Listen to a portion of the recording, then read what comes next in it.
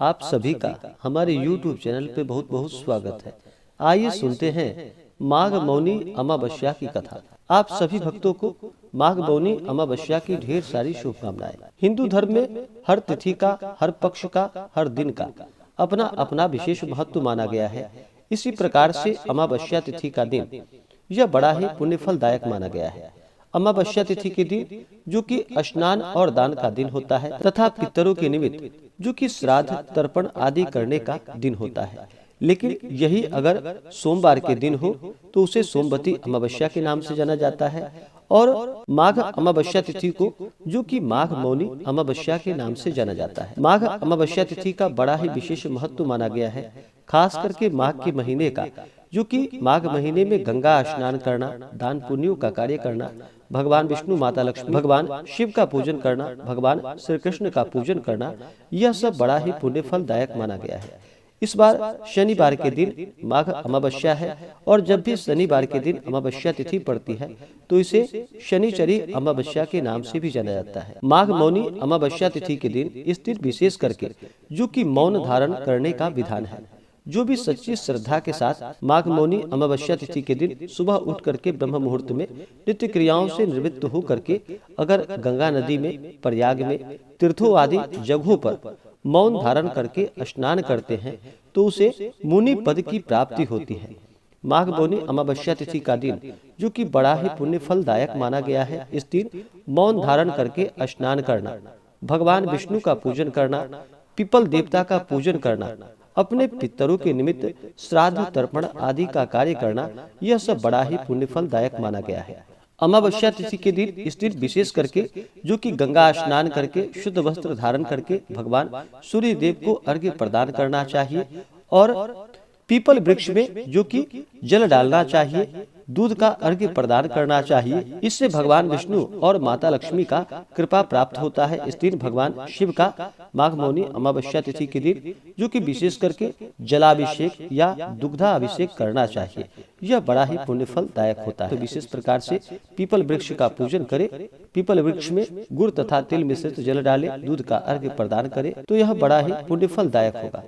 तो आइए सुनते हैं माघ मौनी अमावस्या की कथा। तो बोलिए प्रेम से भगवान विष्णु की जय, माता लक्ष्मी की जय, भगवान भोलेनाथ की जय, माता पार्वती की जय, पीपल देवता की जय। जो कि कांचीपुरी नगरी में एक ब्राह्मण रहता था। उसका नाम देवीदास तथा उसकी पत्नी का नाम धनवती था। उसके 7 पुत्र थे तथा एक पुत्री थी। पुत्री का नाम जो कि गुणवती था।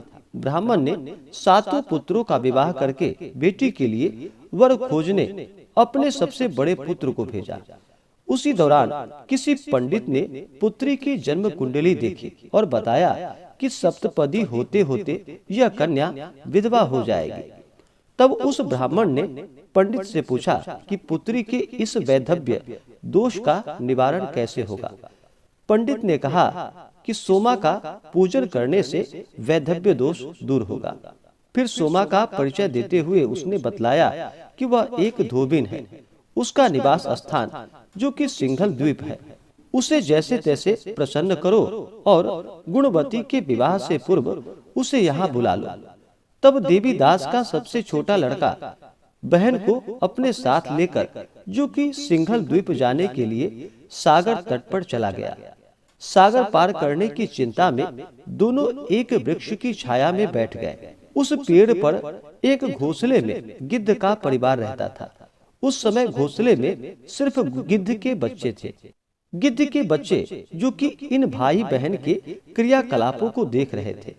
सायं काल के समय उन बच्चों की माँ आई तो उन्होंने भोजन नहीं किया। वह अपनी माँ से बोले कि नीचे 2 प्राणी जो कि सुबह से भूखे प्यासे बैठे हैं, जब तक वे कुछ नहीं खा लेते तब तक हम भी कुछ नहीं खाएंगे। तब दया और ममता के वशीभूत गिद्ध माता उनके पास आई और बोली कि मैंने आपकी इच्छाओं को जान लिया है। इस वन में जो भी कंदमूल फल फूल मिलेगा मैं ले आती हूँ। आप भोजन कर लीजिए। मैं प्रातः काल होते ही आपको सागर पार करा दूंगी और फिर सिंघल द्वीप की सीमा के पास पहुंचा दूंगी। और वे दोनों भाई बहन माता की सहायता से सोमा के यहाँ जा पहुँचे। वे नित्य प्रातः उठकर सोमा का घर झाड़ कर लीप देते थे।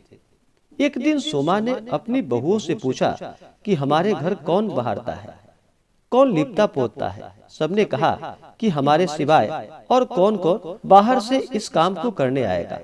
किंतु सोमा को उनकी बातों पर विश्वास नहीं हुआ। एक दिन जो कि उसने रहस्य जानना चाहा, वह सारी रात जागी और सब कुछ प्रत्यक्ष देखकर जान गई। सोमा का उन भाई बहन से वार्तालाप हुआ। भाई ने सोमा को बहन संबंधी सारी बातें बता दी। सोमा ने उनकी श्रम साधना को देखकर तथा सेवा से प्रसन्न होकर उचित समय पर उनके घर पहुंचने का वचन देकर कन्या के वैधव्य दोष निवारण का आश्वासन दे दिया। मगर भाई बहन ने उससे अपने साथ चलने का उनसे आग्रह किया। आग्रह करने पर सोमा उनके साथ चल दी। चलते समय सोमा ने बहुओं से कहा कि मेरी अनुपस्थिति में यदि किसी का देहांत हो जाए तो उसके शरीर को नष्ट मत करना, मेरा इंतजार करना। और फिर सोमा बहन भाई के साथ जो कि कांचीपुरी पहुंच गई। दूसरे दिन गुणवती के विवाह का कार्यक्रम तय हो गया। सप्तपदी होते ही उसका पति मर गया। सोमा ने तुरंत अपनी संचित पुण्यों का फल जो कि गुणवती को प्रदान कर दिया और तुरंत ही उसका पति जो कि जीवित हो उठा। सोमा उन्हें आशीर्वाद देकर अपने घर चली गई। उधर गुणवती को पुण्य फल देने से सोमा का पुत्र जामाता तथा पति की मृत्यु हो गई। सोमा ने पुण्य फल संचित करने के लिए मार्ग में जो कि अस्वस्थ पीपल वृक्ष की छाया में भगवान विष्णु की पूजन की और 108 बार परिक्रमा की। इसके पूर्ण होने पर उसके परिवार के मृतक जन जो कि जीवित हो उठे। निष्काम भाव से सेवा का फल मधुर होता है। इस व्रत का यही लक्ष्य है। जो भी सच्ची श्रद्धा के साथ अमावस्या तिथि के दिन पीपल वृक्ष का पूजन करते हैं, उनके सभी मनोरथ सिद्ध होते हैं। तो बोलिए प्रेम से पीपल देवता की जय, भगवान विष्णु की जय, माता लक्ष्मी की जय, भगवान भोलेनाथ की जय, माता पार्वती की जय, सर्व देवी देवता की जय। अमावस्या तिथि के दिन इस दिन विशेष करके स्नान दान का विशेष महत्व होता है और माघ मौनी अमावस्या का दिन है।